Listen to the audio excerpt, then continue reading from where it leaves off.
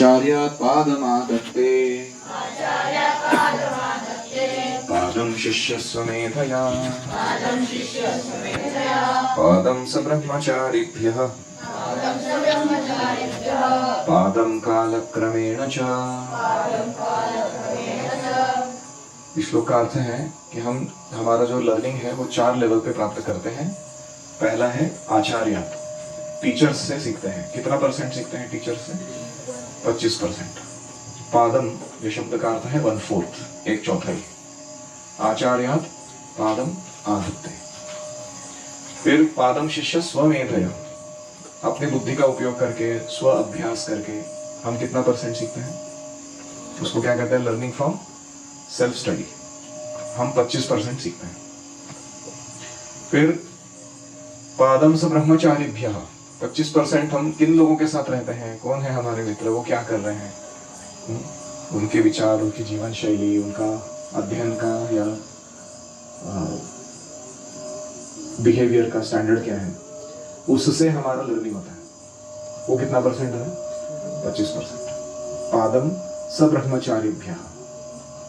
और पादम कालक्रमेण च। कालक्रम का अर्थ होता है जब टाइम आगे बढ़ रहा है तो उस टाइम में हमें लाइफ एक्सपीरियंसेस, जीवन में अनुभव आते हैं ना अलग अलग। जैसे कभी हम पिकनिक चले गए, कभी हम रथ यात्रा मनाए, कभी हम बुक डिस्ट्रीब्यूशन किए, कभी हम माता पिता के साथ घर पे समय बिताए, कभी हम डांट खाए शिक्षक से, अच्छा तगड़ा डांटा उसने। तो ये सब क्या है? Life.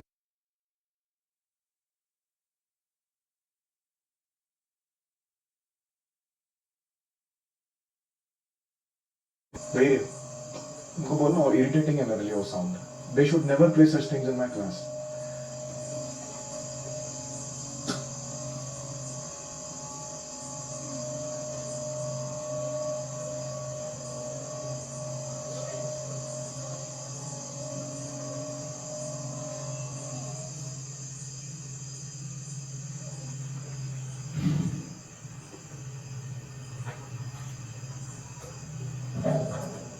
Actually the ether is so pure here, इस जगह का। वो ईथर खराब करता है मशीन।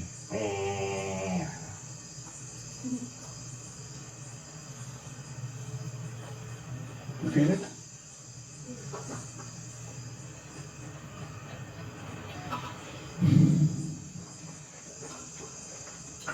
तो पहला पार्ट देख रहे हैं अभी, लर्निंग फ्रॉम टीचर इज 25%। अभी इसको अगर अच्छा बनाना है हमको तो हमें क्या करना चाहिए? तो इसका की आइडिया क्या है? Learning by listening to and observing a caring guide. हम सबको पहले तो अपने जीवन में एक केयर करने वाला अच्छा गाइड होना चाहिए। और उनके अंडर रहते हुए हमको 2 चीजें करनी चाहिए। उनसे श्रवण करना चाहिए, लिसनिंग, और दूसरा उनको ऑब्जर्व करना चाहिए, वो अलग अलग चीजों को कैसे करते हैं। तो मैंने तो सबसे ज्यादा मेरे लाइफ में जो सीखा है ना, वो अपने टीचर से सीखा है। स्पिरिचुअल लेवल को कुछ नहीं मालूम था पहले। Just by listening and observing I have learned a lot personally. परम पूज्य राधानाथ महाराज, भक्ति रसामृत महाराज, गोपाल कृष्ण महाराज, बहुत सारे अच्छे अच्छे सीनियर डिवोटीज, वो कैसे जीवन जीते हैं, कैसे अपना क्लास देते हैं, कैसे अपने कार्यों को करते हैं। सिंपलेस्ट ऑफ ऑब्जर्वेशन, तिलक कैसे लगाते हैं वहां से लेके कॉम्प्लिकेटेड मैनेजमेंट मीटिंग में कैसे डिसीजन लेते हैं ऐसे सब रेंज का ऑब्जर्वेशन करने का मौका मिला। That is the best learning in life. जो बुक्स नहीं सिखा सकता ना तुमको, वो उससे मिलता है। तो उसके लिए क्या होना पड़ेगा? Be open and receptive. आपको दिल खोलना पड़ेगा आपका थोड़ा। आप ऐसे दिल बंद करके बैठोगे, हार्ट सर्जरी होने नहीं चाहिए मेरी या मन में ऐसा विचार रखोगे कि ये तो क्या हमेशा यही बोलता है। Keep it open and be receptive. Listen carefully, take notes and do reflection. मनन करो बाद में जाके। तो वो जो श्रवण किया है या ऑब्जर्वेशन किया है आपने उनका, वो बहुत अच्छा रिजल्ट देगा आपको। मैं तो यहाँ तक भी करता था कि कोई मुझे डांटता था ना, तो डांटने के भी नोट्स निकाल रहा मैं टू टेक डाउन नोट्स कि क्या गलती किया मैंने, किस लिए डांटा जा रहा है, उसका सोल्यूशन क्या बोला जा रहा है, वो गलती रिपीट नहीं करने के लिए। So that is how seriously we have to take our superiors. who are training us, educating us. फिर हो सकता है कि उनका हर बात जो वो सामने रख रहे हैं या उनका हर व्यवहार हमको समझ में नहीं आता, ऐसा उन्होंने क्यों किया, तो हमें उनसे प्रश्न करना चाहिए. We should not hesitate to ask questions. We should ask good questions and join in the dialogue with them. तो जैसे अर्जुन, कृष्ण हर बात सामने रखते जा रहे हैं भगवद गीता में, कभी कुछ समझ में नहीं आता अर्जुन तुरंत प्रश्न पूछता है, कथम एतद् विजानीयाम, how am I to understand what you said. तुरंत प्रश्न करते हो. ऐसे नहीं कि सब हाँ हाँ हाँ नंदी बैल तब के नहीं वो बोलेगा. तो ऐसे प्रश्न पूछना सही प्रकार का, और जो बातचीत है ना, dialogue, it's a very important science. Guru और शिष्य के बीच में heart to heart, face to face conversation जो होता है, that is the crux of learning. जवाब इंपॉर्टेंट है वो.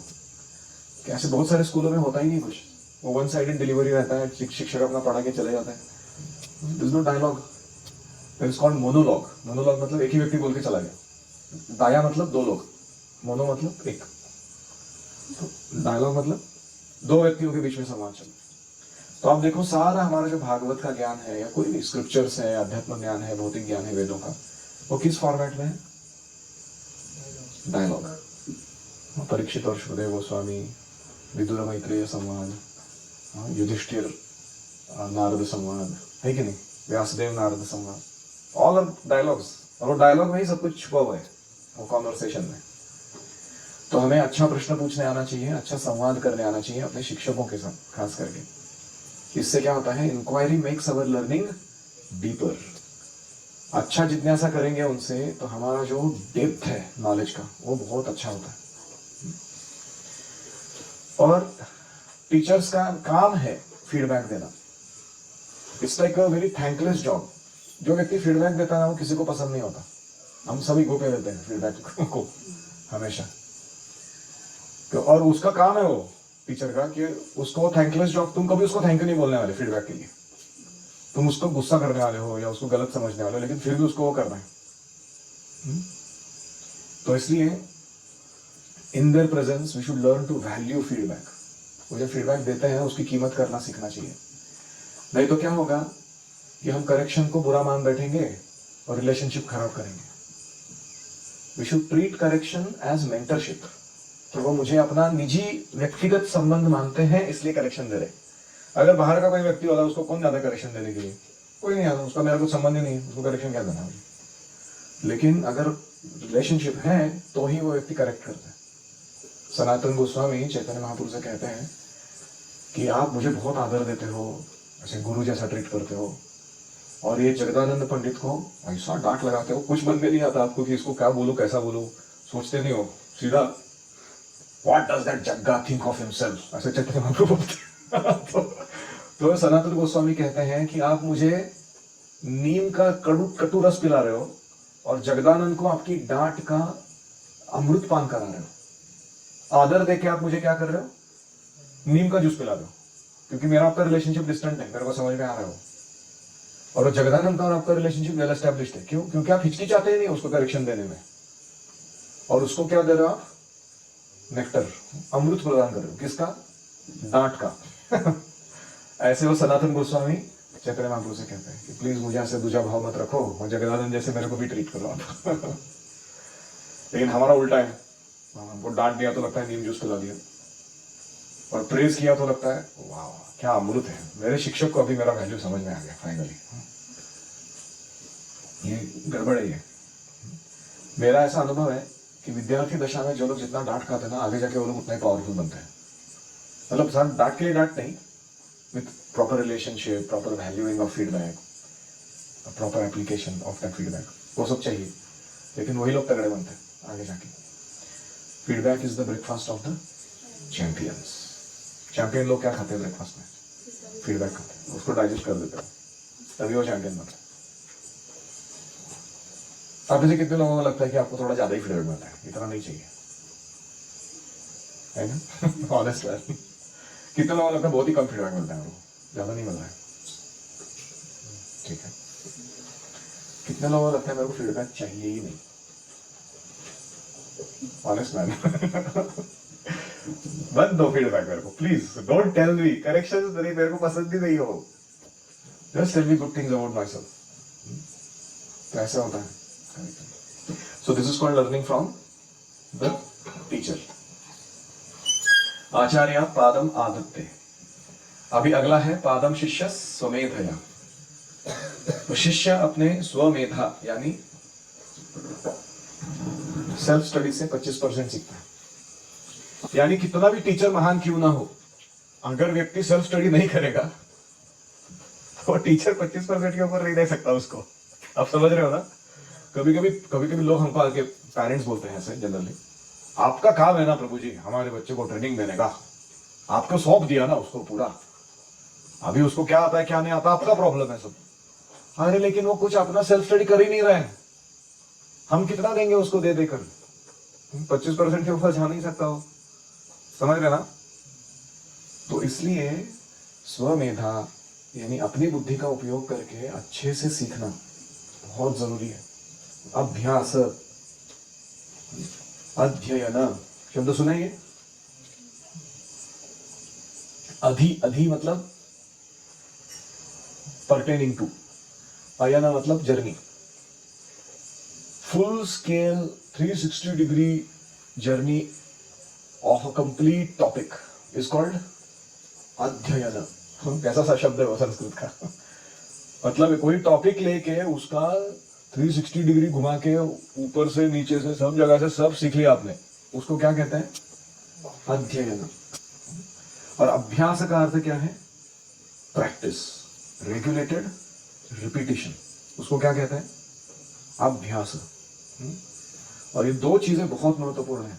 अगर वो खुद से नहीं करेगा कोई छात्र, उसका लर्निंग वो अटका रहेगा, विल नॉट मूव, आगे बढ़ेगा ही नहीं कुछ. नोट्स निकालना है ना, मेरे को दया कीजिए थोड़ा. It's good to take notes. तो इसका की आइडिया क्या है कि स्वाध्याय independent and joyful study is very important. स्वाध्याय को क्या कहते हैं इंडिपेंडेंट जॉयफुल स्टडी. क्यों जॉयफुल. अगर मन प्रसन्न नहीं है पढ़ाई करते समय तो मन लगता नहीं है पढ़ाई में, है कि नहीं. जैसे कुछ लोग होते हैं मैथ्स, उनके सारे ऐसे रोंगटे खड़े हो जाते हैं अंदर से, ऐसे तड़पाची आग मस्तकाला जाते हैं एकदम. ये मेरे को अच्छा नहीं लगता है सब्जेक्ट. अभी ये मूड लेके तुम मैथ्स देवी जो विद्या है उसके पास जाओगे, वो कैसे प्रसन्न होगी तुम्हारे ऊपर. इमेजिन अभी कृष्णान के साथ मेरे को रिलेशनशिप अच्छा बनाना है, उसका चेहरा देखते ही मेरा सटक जाता है कि क्यों आए व्यक्ति मेरे जीवन में, क्या करूं इसका मैं. कभी अच्छा हो सकता है उसके साथ रिलेशनशिप में. वो अपने आप को कभी रिवील करेगा प्रॉपरली मेरे सामने, नहीं करेगा. तो इसलिए जॉयफुल बहुत इंपॉर्टेंट है. किसी भी सब्जेक्ट के प्रति घृणा नहीं रखना है मन में कि ये ना ये मेरा सब्जेक्ट है, ये ना मेरे को अच्छा नहीं लगता है. अरे क्या अच्छा नहीं लगता, तो विद्यार्थी है ना तू. जैसे भूख लगता है तो सब खाता ही है आदमी, उधर कुछ चाचा नहीं करता है ज्यादा, चलता है सूखा रोटी भी चलेगा, सब्जी नहीं है नो प्रॉब्लम, पानी में डुबो के थोड़ा नमक लगा के खा लूंगा, है कि नहीं. खाता ही नहीं आदमी ऐसे. उस टाइम बोलते कोई नाटक करता है, मैं तो रोटी खाता ही नहीं हूँ, अच्छा ही नहीं लगता है, तो भूखा मरेगा फिर. इसलिए अध्ययन के बारे में भी ऐसा है, विद्यार्थी को ऐसे मूड में रहना चाहिए कि everything is tasty and digestible. मेरे को ऐसा भूख है ना ज्ञान का, एक टॉपिक मेरे को छोड़ना नहीं है. ये पूरे मेरा जितना भी समय मेरे को मिल रहा है अभी स्टडी करने के लिए, whatever my teachers are giving, whatever my books are giving, various courses are giving, I am going to take it all. और वो भी कैसे जॉयफुली, खुशी से लेने वाला हूँ उसको. तभी वो स्वाध्याय ठीक से होता है. हो सकता है कुछ विषयों में रुचि नहीं हो हमको, लेकिन अनादर नहीं होना चाहिए. समझ रहे हैं फर्क. टेस्ट नहीं है लेकिन डिसरिस्पेक्ट नहीं है वो सब्जेक्ट के लिए. जैसे फॉर एग्जांपल मैं इंजीनियरिंग पढ़ता था तो मुझे कुछ टॉपिक बहुत ही बकवास लगते थे कि मैं वो क्यों सीख रहा हूँ मेरे को समझ में नहीं आता था. और मुझे ऐसा लगता था कि this is I am going through some grind, नहीं करना है मेरे को. तो एक मेरा जैसे M1 M2 M3 करके रहता है मैथ्स का हमारा, वो पेपर हो गया. मैथ्स मेरे को अच्छा लगता था, कर दिया मैंने. उसके बाद एक पेपर आया स्ट्रेंथ ऑफ मटेरियल्स करके नाम उसका, सॉम. तो उसका मेरे को थ्योरी और प्रॉब्लम पार्ट अच्छा लगता था, लेकिन उसमें कुछ कुछ चीजें होती थी जो ऐसे बाहर करना पड़ता था उस समय, क्योंकि उस समय ऐसे कैलकुलेटर्स वगैरह नहीं थे। कुछ कुछ पदार्थों का डेंसिटी या कुछ मटेरियल्स का क्वालिटीज बाहर करना रहता था। बकवास लगता है, मैटर मैटर्स पूरा स्टडी कर रहे हैं लोग, तो टेस्ट नहीं मिलता था। तो एक मुकुंद आनंद करके डिवोटी आए, यहाँ के गए, मैंने देखा उनको, वो मेरे को बोल रहे थे, उनको मैं बोल रहा था प्रोजी मेरे को इसमें टेस्ट नहीं आता कुछ, तो वो बोल रहे थे अरे तुमको मैं बोलूंगा ये चबा उसको, इसमें से जूस निकलना वाला है कुछ, क्यों? क्योंकि मैटर है, मैटर में टेस्ट नहीं है कुछ, ऑब्वियस है वो। मतलब अपने पॉकेट से किचन निकाला था, वो बोला था चबाने के लिए तो बोला इसमें जूस नहीं होगा, ऑब्वियस है, क्योंकि वो मैटर है, स्पिरिट नहीं है, रस नहीं है उसमें। तो ये पहले एक्सेप्ट करो कि इसमें नहीं निकल सकता कुछ मैटर में से जूस, लेकिन तुम अगर सोचोगे कि ये इसका उपयोग मैं कृष्ण की सेवा में कैसे करूंगा पावरफुली, तब जूस निकलेगा तुम्हारा लाइफ में, जूस ही जूस आ जाएगा, अच्छा लगा, है कि नहीं? तो इसलिए हमको रिस्पेक्टफुली डील करना है वो सब्जेक्ट के साथ। हाले हमें अच्छा नहीं लगता, रुचि नहीं है उसमें, no problem, be respectful to the teacher and to the subject always. तो इसलिए कहते हैं key idea is independent and, independent का मतलब क्या है कि तुमको टीचर के पढ़ाने के बाद कुछ समय चाहिए जिसमें तुम खुद वो पूरा वापस से करते हो, 1 बार 2 बार 3 बार 4 बार, मिनिमम 5 बार करते हो, दैट इज कॉल्ड इंडिपेंडेंट। कुछ लोगों को तो पढ़ना ही नहीं आता, उधर से ही प्रॉब्लम चालू होते हैं, ये क्या लिखा है समझ में नहीं आता, अर्थ मालूम नहीं है, that is not how it will work. तो आपको फिर उसके ऊपर काम करना पड़ेगा, पहले भाषा ठीक करो। तो सेल्फ स्टडी करना है तो स्टेप नंबर 1 क्या है? Build a smart routine. अपना दिनचर्या ऐसा फिक्स करो कि you balance between textbook study, theory, some practice of that theory and some reflection time. ये तीनों के लिए समय बनाओ। जैसे गाय होता है ना, चरने को मिलता तो सब चर लेता है, फिर जाके बैठ जाता है किधर तो कोने में, रूमिनेशन बोलते हैं उसको, चरवण करता है और उसको पूरा अपने सलाइवा से मिक्स कर करके उसको डाइजेस्ट करता है, और डाइजेस्ट करने में मिल्क प्रोड्यूस करता है उसका। इंटरेस्टिंग है वो आइटम। तो ऐसे है, कोई सब्जेक्ट को हमने जो ग्रहण किया है उसका हमें वैल्यू प्रोड्यूस करने आना चाहिए दूसरों के लिए। तो इसको कहते हैं building a smart routine around your study. और एक की प्रिंसिपल है लर्न हाउ टू लर्न। पढ़ाई के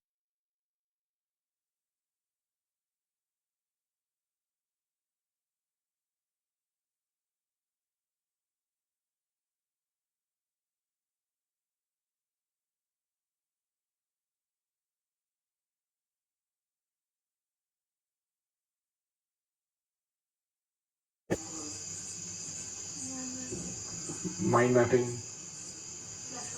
flash cards, acronyms, writing songs to remember things, putting them to musical note, लेकिन वो सब क्या आता है टेक्निक से स्टडी करने के। तो इसको करने से क्या होता है, we learn how to learn powerful. और एंड में है बहुत इंपॉर्टेंट है, create a quiet zone in life. आपका जो स्टडी का स्पेस है ना, जहां आप स्वाध्ययन करते हो, स्वाध्याय, वो बड़ी शांत स्थिर जगह होनी चाहिए। Daily silence for doing review and for getting clarity.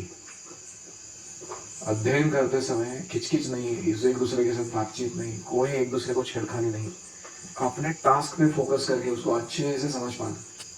इसलिए क्लासरूम का जो एनवायरनमेंट है कक्षा के अंदर, वो बहुत महत्वपूर्ण है। किसी क्लासरूम में जाओ, ऐसा लगता है जू में आ गए कोई, सारे भालू बंदर चिड़िया सब चीख रहे चिल्ला रहे एक साथ। ऐसे इसमें स्वाध्याय होगा कैसे? How can they do self study? तो हम सबको एक दूसरे को हेल्प करना है। बहुत शांत बैठ, अभी अपना काम कर, मैं अपना काम कर रहा हूँ, बाद में चर्चा करेंगे जब मौका आएगा। तो उसको कहते हैं learning from self study. Be your own teacher. खुद का शिक्षक खुद बनिए।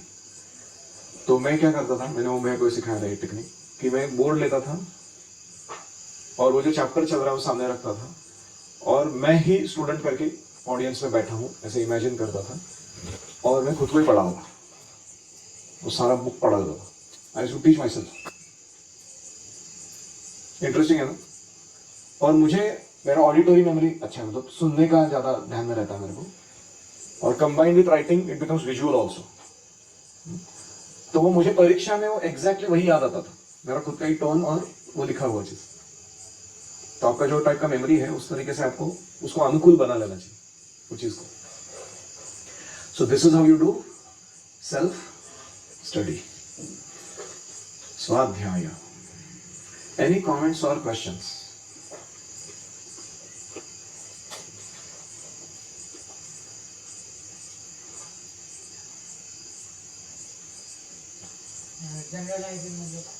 जर्नलिंग, जर्नलिंग शब्द का अर्थ है जर्नल लिखना, खुद की डायरी लिखना रोज, जिसमें आप अपने रिफ्लेक्शंस, चिंतन मनन को उतारते हो लिखित रूप में। That is called journaling.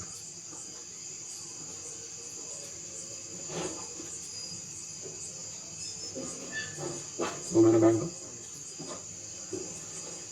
मैं अपना जो जर्नल है उसमें अलग अलग पार्ट्स बनाया हूं। एक पार्ट है जिसमें मैं अपना प्लानिंग करता हूँ, मेरे जीवन में मुझे कैसे जीना है वो। फिर नेक्स्ट पार्ट है, उसमें मैं स्टडी मैंने जो किया है किसी सब्जेक्ट का उसके नोट्स लिखता हूँ।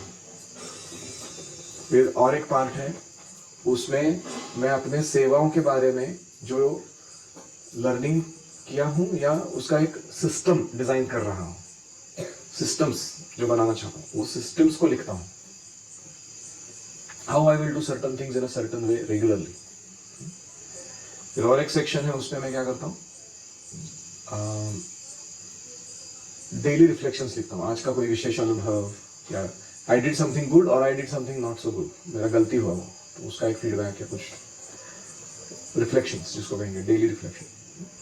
तो ऐसे अलग अलग सेक्शंस हो सकते हैं, एक ही डायरी हो, ऐसा नहीं कि 10,000 चीजें हैं, उसमें सब कुछ दिखा हुआ है प्रॉपरली। और एक साल का एक ही डायरी रखता हूँ, और मेरे पास 1996 से लेके आज तक के सारे डायरीज हैं मेरे।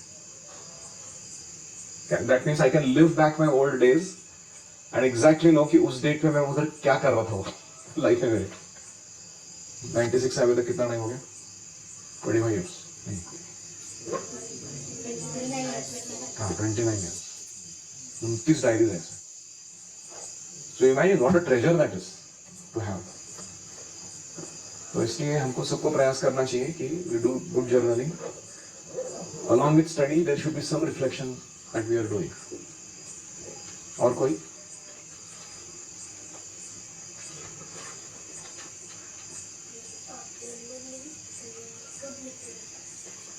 हमेशा, मतलब हमेशा पास में रखता था वो जर्नलिंग का डायरी। तो कभी भागवतम क्लास अटेंड करने मिल रहा है, उसमें कुछ आइडिया मिल गया, या कोई मेंटर है मेरा उसको मिलने गया था मैं, प्रश्नोत्तर हुए तो उसमें कुछ उन्होंने इनपुट्स दिए, या कभी मैं कोई पुस्तक पढ़ रहा था, मेरे को कुछ विचार आए मन में कि ये करके देखना चाहिए। तो ऐसा नहीं कि वो कुछ टाइमिंग रहता था उसका, वो हमेशा पास में ही रहता था। मैं जब भी जरूरत में उसको निकालो देखो। That's how I used to do. और कोई?